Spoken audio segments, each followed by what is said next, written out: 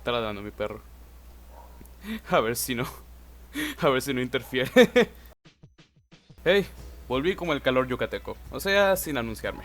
Desde hace rato en que comencé a integrarme más a la comunidad lectora del internet, he escuchado un par de posturas sobre la literatura latinoamericana que a su vez servían como, entre comillas, excusas para no incursionar en este campo literario. Yo entiendo que no te interesan los temas de la literatura latinoamericana, ya que yo mismo he evitado ciertos libros que realmente no me llaman la atención. Sin embargo, los ejemplos que voy a contar a continuación no son razones entendibles como la falta de interés, sino directamente excusas perfectamente refutables que suenan más como prejuicios o mitos sobre la literatura latinoamericana. Tengo que decir que poseer estos prejuicios no es algo inherentemente malo, simplemente una, por llamarlo de alguna manera, ofuscación respecto al amplísimo catálogo de obras literarias latinoamericanas, que se pueden cambiar o destruir mediante la lectura, el análisis, estudio y comprensión de los temas tratados y el contenido expuesto en las obras. Si tú evitas leer latinoamericana debido a alguno de los mitos que expondré, te invito a que reflexiones y que te internes a este demográfico literario mediante cualquiera de las recomendaciones que te den en el video. Dicho eso, vamos a desmentir un par de mitos de literatura latinoamericana, ¿no?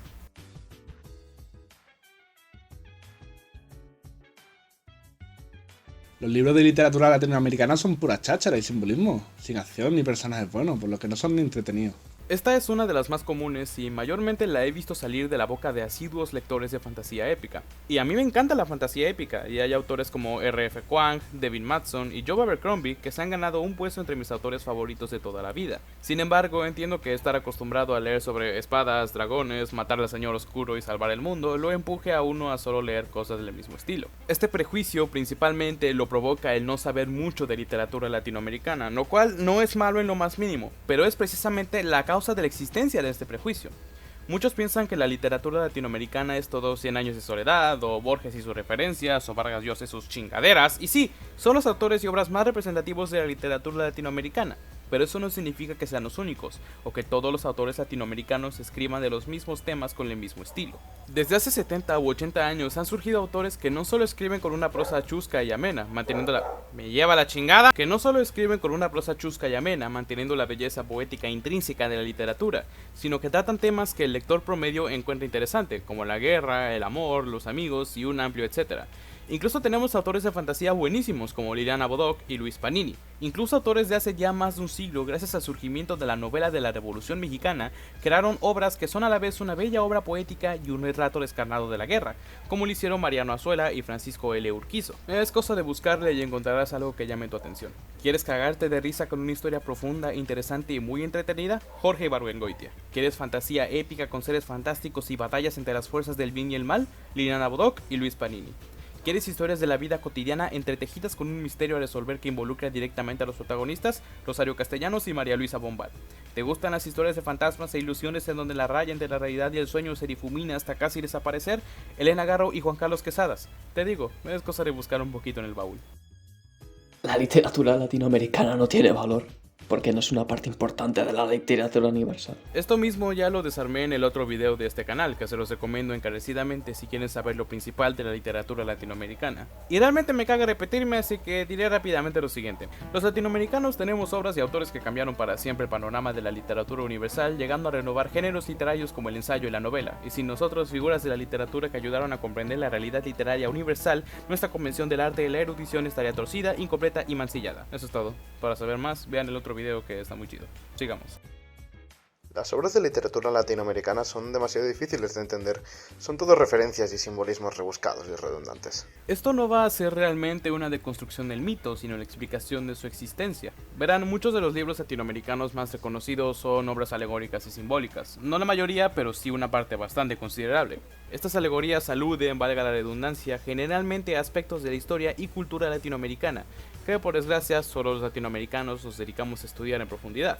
Podemos tomar como ejemplo 100 años de soledad y su madral de referencias a la Guerra de los Mil Días, o Borges y sus menciones indiscriminadas de la literatura argentina y trozos de la cultura popular de su época, como los cuchilleros y las bandas criminales. Obviamente no vas a captar las referencias si no conoces el tema al que hacen mención, y esto no es culpa del lector, por lo que esta es una excusa perfectamente comprensible. Yo mismo he leído varios cuentos de Borges o Carlos Fuentes que no entendí muy bien hasta que busqué el contexto en internet.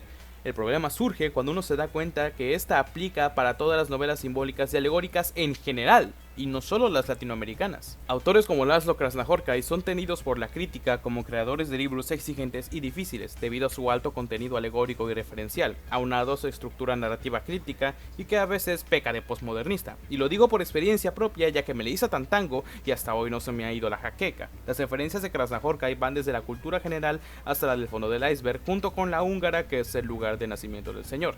Sus novelas traerán referencias a la cultura húngara, quieras o no, al igual que los libros de literatura latinoamericana, por lo que tendrías que investigar sobre ambas culturas antes o después de terminar los libros para entender las alegorías. Como dije, esta excusa es aplicable, puta madre, a todas las obras alegóricas por igual. Pero si eres un gringo pendejo de mierda y prefieres leerte el mamotreto rompemadres que es Baron Wertheim's Homecoming antes que un panfleto de Elena Garro y solamente aplicas la excusa para la segunda, déjame decirte que tu sesgo está bastante infundado.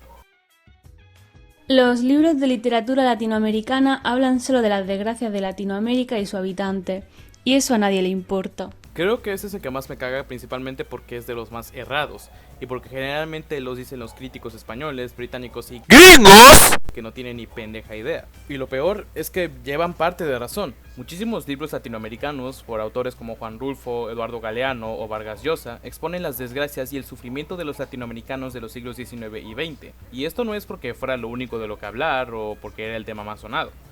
Latinoamérica lleva sufriendo prácticamente desde su surgimiento. Las guerras entre tribus de los pueblos originarios, la conquista, las guerras de independencia, las revoluciones, las dictaduras, las guerras internas y el mancillado historial político que hoy en día se sigue expandiendo, dejaron una marca en forma de trauma social en la historia de nuestro continente que no podemos quitar incluso si queremos. Es por eso que muchísimas obras tratan este sufrimiento, ese trauma, porque es de lo poco que se puede contar de nuestra historia sin caer en juicios de valor o imprecaciones hacia nuestros opresores, las cuales, aunque están perfectamente justificadas, siguen siendo reprochadas socialmente.